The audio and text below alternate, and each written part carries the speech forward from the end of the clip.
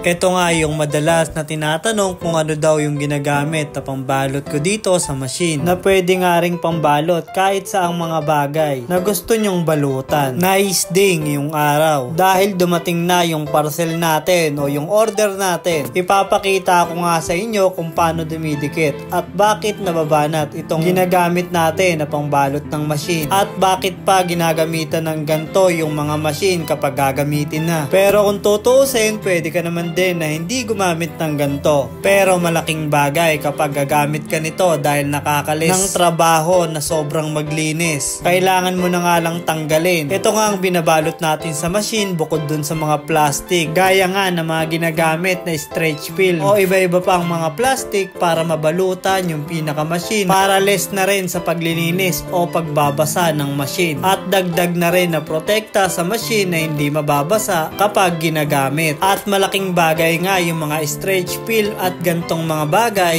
para tatanggalin mo na lang yung mga ganto at mabilis nang malilinisan yung mga machine. Konting spray na nga lang ng mga alcohol o linis ng wipes o tissue, magiging okay o malinis na kagad yung machine at pwede mo na ulit gamitin. Dahil sa pagtatato, kailangan talagang linisin yung pinaka-machine o kailangan bago gamitin sa ibang client ay malinis na yung mga gamit natin. Ito pa lang parang tela o parang garter na dumidikit kapag binabalutan na natin yung machine. Bukod sa dagdag na gastos sa pagbili dito at sa paggamit, makakatulong kasi to kapag hinahawakan na yung machine na dapat medyo magaspa o hindi dudulas basta-basta kapag hinahawakan na. Bukod nga sa mapoprotektahan na niya yung machine o mga ibang mga gamit na maiwasan na madumihan, ang pinaka-purpose talaga niya para medyo makapit yung hahawakan natin. At pwede mo nga rin siyang pangbalot sa mga ibang mga gamit. Pero kadalasan sa machine lang talaga natin to ginagamit. Bali sample na nga lang din na pwede rin tong magamit sa mga iba-ibang gamit kapag meron kang gustong balutan para medyo maging malinis yung mga gagamitin. At kapag madumi na, pwede mo na rin naman tanggalin. Ang kagandahan nga rin dito, hindi rin siya basta-basta natatanggal o natutuklap. Kapag binalot o inikot mo na yan sa machine, nakapix na siya na medyo may dikit na nga siya. Kung baga, para siyang tape kapag dinidikit mo. Pero isa pa na kagandahan, hindi rin naman siya mahirap tanggalin. Kapag gagamitin mo nga siya na pangbalot, babatakin mo nga lang kapag gusto mo nang ipadikit para mas maayos din o lumalapat sa gusto mong paglapatan. Gaya nga nitong mga machine o mga ibang mga gamit na gusto mong paglagyan. Ganyan nga yung nagiging itsura. Kapag pinambalot mo na, bukod sa magiging maganda na siyang tignan, mas magiging malinis pa yung mga gamit na gagamitin mo kapag binabalutan ng mga ganto. At kapag madumi na nga ay tatanggalin mo nga lang yan at hindi naman siya ganun kahirap tanggalin. Iikot mo nga lang yan kung hanggang saan gusto mo at madali lang naman din siyang putulin. Hahatakin nyo nga lang na medyo may kasamang puwersa. Tapos dumidikit talaga siya kapag didiinan mo. At hindi nga rin yan basta-basta madaling matanggal. Kapag gusto mo rin naman na mga ganto, pwede kong ilagay sa comment section yung link. At kung sakaling hindi mo pa natatry na bumili ng ganto, pwede mo naman ding subukan. At baka rin makatulong kapag meron kang gustong balutan na mga gamit mo.